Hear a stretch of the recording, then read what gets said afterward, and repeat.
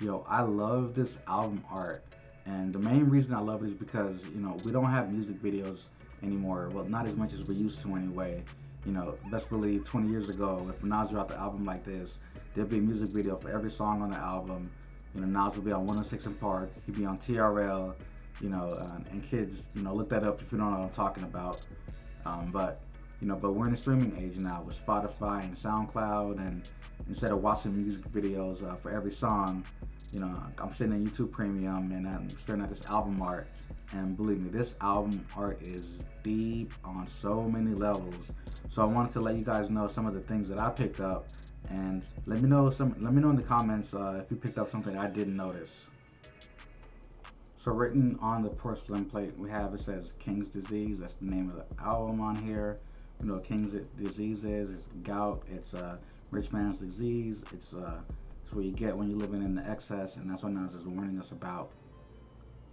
A little bit deeper in, we have his full name, Nasir bin Olu Daru Jones. We call him Nas Jones, Nasir Jones. But what I love about this album is that it's art, and art is so much about symmetry. And so they went with the full length name here, and you notice it takes up, fully half of the inner part here. So if it just said Nas, you just have to say Nas over and over and over again, or it would just be not symmetrical. So Nasir bin Olu Daru Jones. Nas's dad's name is Olaru Daru, who's a famous jazz musician, and so his dad actually took that name from the Yoruba people, which is an ethnic group in Nigeria. They're actually ranging from Nigeria, Togo, and Ghana, Western Africa, basically. And these are West African countries, and most of the symbols used throughout this album cover have Western African origins, which takes us to this symbol right here. You guys see this star right here with the spinning wheel. This is what's called a Drinka symbol. Now, these are symbols that come from West Africa, usually Ghana, definitely Ghana in particular. The Asante people as well in West Africa. It's used in pottery, it's used in stools, clothes. You'll see it printed in a lot of places, hand carved in a lot of places, and right now it's hand carved in this chair. So this is an Ndrinka symbol. We're gonna get to the rest of them. Here's one here, here's one here, here's one here, here's one here, and we're gonna get to all of those. Starting with this one right here. The meaning of it, pronunciation of it, my best that I can do for it is Sesa wo Suban, which means to change or transform yourself. So in the middle here, this star represents a new day, and the spinning part right here represents transformation. So again, the symbol means change or transform yourself. It's about personal reflection and transformation, and encourages people, especially young people, to make a positive change in their life. All right, this X symbol here used here, here, here, and I'm sure going all around. This is another Adrinka symbol. It is Nwame Nwu Namau, which means God can never die, therefore I can never die. Adrinka symbols have actually been infused a lot with Christianity in the Ghana area. And Christianity teaches that Jesus sacrificed himself for our sins and was resurrected and conquered death. So through his sacrifice, our souls live eternally. So it makes sense that Nas, who has albums like God's Son, would have this drinker symbol here. Makes sense. It's about being able to live forever. And that actually takes us down to the chair part of the album cover. So the chair is actually a design based on combinations of at least two Asante chief chair designs.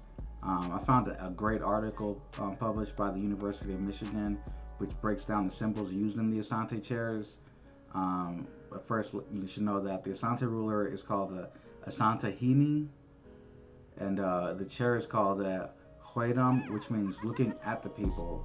Now, this is a chair that is used when the chief is making really important decisions, such as declaring war. And that really makes a lot of sense. Two of the symbols that are used here are this one right here, which represents a war horn. This is a symbol of vigilance. It's a symbol of wariness. It symbolizes battle, and more specifically, it warns of battles to come. This symbol is called a koban, and it is a war horn used to sound the battle cries. So this is a chair for chiefs or making important decisions, and it makes sense that this war horn would be here. Nas raps about pale horse coming. He's a great pale horse rapper, and this symbol kind of represents that in using the drink of symbols in a lot of ways. Up top here we have the symbol right here, which is the represents the tree of God. It is called Niame Dua, and it represents God's presence and protection. So we got here on this side and here on this side. Again, so much of this album art is about symmetry, going to divide a line. That's why we have two women here, and a lot of symbols that are on the left side are going to be on the right side as well, except for this middle one right here, which is in and of itself already symmetrical. This symbol is pronounced Nea Omnen No Sua Ohu, and it means he who does not know can know from nothing. And this is a symbol of knowledge. It's a symbol of lifelong education. It's a symbol of the continued quest for knowledge. I mean, I don't know another rapper who's more about that than Nas, so it makes sense that this one would be here, and really almost at the dead center of the album, this symbol right here. This symbol here is called Adinkra-Hene, which is the chief of all of the Adrinka symbols. It literally means Adrinka king, and it represents inspiration. It represents, research says that it is the inspiration for all other Adrinka symbols, and it makes sense for Nas to pick this one up, as he's an inspirational rapper. He's an aspirational rapper. He's an inspiration to a lot of other rappers, as he raps about a lot, so makes sense for the symbol to be here. And again, there's two of them because for symmetry reasons. It is a symbol of authority and leadership and charisma. Alright, y'all, let's take a look at the skull and the weapons over here. And I say there's two weapons over here. There's this the machete over here, which is of West African origin. You can tell by the cut of the blade. It's one-edged, and the short hilt that's colorful here, with the wrap over here used to grip. And take a look at this fruit knife over here. So this dude over here died, and he died of gout. He died of a rusted blade. So he won all his wars. His sword is rusty.